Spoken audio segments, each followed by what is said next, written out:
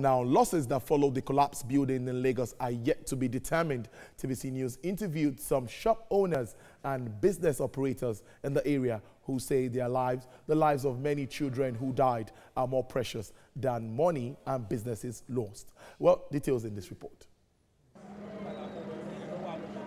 Itafaji Street, where a three-story building collapsed on Wednesday, is in the heart of Lagos Island, covering the central business district of the city. Shops, restaurants, hotels and game centers are everywhere. But business activities in the area have been temporarily halted by the tragedy. There are so many people that lost their lives, so we can't open the shop. We have to pity them, because it may be me, it may be you. And we are begging government to please take control of the all developer in the Lagos Island, that they should know how they will be building house. No one is happy about it, and the thing affected us so much for our business because of what happened, and everyone is running around, know how to rescue the students. Yes. A large portion of Lagos Island is slum. People live in crowded apartments. Rents and daily living are expensive. Losses arising from Wednesday's incident have not yet been determined, but they may be estimated in millions of naira. Well, a pathetic one there. Well, joining me live in the studio is the chairman, Lagos chapter of Nigerian Institution of Civil Engineers, Lola Adetono. It's great to have you join us on the show. Thank you very much. I know you went through traffic for getting here, but let's go straight to the issues now. Yeah. Now, as an engineer, you're a civil engineer. When you heard this story, how did you feel? Of course, I felt bad. I was devastated. I was sad. It's actually an unfortunate incident, which we pray that will not repeat itself again in Nigeria. I mean, loss of lives, innocent children, parents, siblings are all buried under rubbles. It's really a very sad event. It's a dark day for us. It's Black Wednesday for us, actually, as engineers. And the next question that comes to me is the role of an engineer in all of this. Yeah. Everybody believes that, yes, an engineer should have a role to play when it comes to building. So what happened here? What went wrong? Actually, engineers actually have a big role to play, from the stage of design to the stage of supervision to the stage of, till the end of the project, an engineer is involved. And big structures like that involve civil engineers from the onset of the construction to the handing over of the project. So, of course, when such things happen, the first thing to look at is, who is the engineer involved? Who is responsible for this? But unfortunately, also, again, the industry have been taken over by a lot of quacks.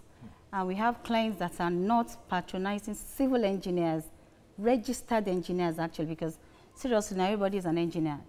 Like I said, your tailor is an engineer, your bricklayer calls himself an engineer. So the engineering term itself has been violated.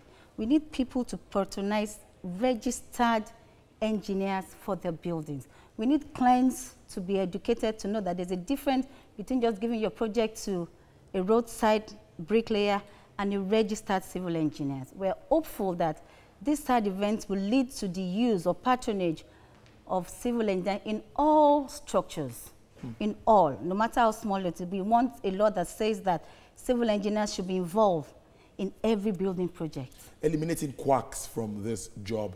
I think as an institution, you also have a role to play. How do you monitor these excesses, monitor activities of your members? We have, as an institution, we have taken it upon ourselves to develop our members. We have training programs for them. We have monthly meetings whereby we bring facilitators to teach us. Right now, the next one for this one, we're going into polystyrene, use of polystyrene for construction. We have autodidact structural development for our fresh members. We have project management training for members. We are developing ourselves. We're developing our our young ones. And we're going into the future with such zeal and excitement. We have so much to give out. We have so much to learn as well. But being an institution is actually an enlightening situation. We have a governing body. We have the COREN, which is the Council of Regulation of Engineers in Nigeria, which is our overall body. Every engineer gets to be registered with COREN. That means you have a responsibility to the country. If you do not do what is expected, if, for instance, there's a structure that collapsed under its registered engineer, there's a lot at stake. Your registration, your certificate can be withheld. You know, so far so good. We have not had any cause to say that an engineer has been responsible for any cause of these collapses in the buildings. We have been having, we've checked the data, even the present one. It's not anywhere written that we have a registered engineer or a registered civil. None of our members have been involved in this collapse. So we're saying, let's go the right way. Let's do all of due process. Let's use the right pegs for the right holes. Let's patronize registered engineers in our structures. Then we can be sure we will not go wrong. Now, finally, moving forward, how do we ensure that registered and qualified engineers build these structures, work on structures all across the country? We know of buildings going on around Lekki areas, big structures. How do we ensure that is there supposed to be a law, or what role should government play in ensuring that the right peg is put in the right hole, just like you said? Well, the best way I would suggest we tackle this, the government needs to come in. They need to put a law to say that all building projects must have registered engineers on them. Not just young registered engineers. We want matured registered civil engineers and also young engineers, so that there's transfer of knowledge to the younger generation.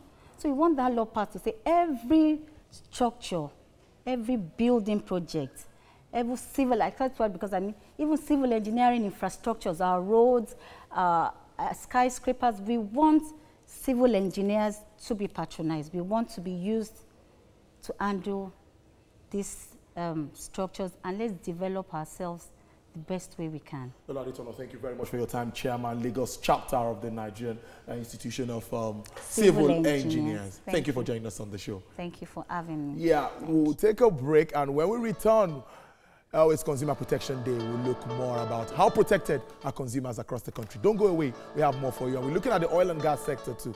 Very more to come on the show. Just stay with us. We'll be right back after this short break.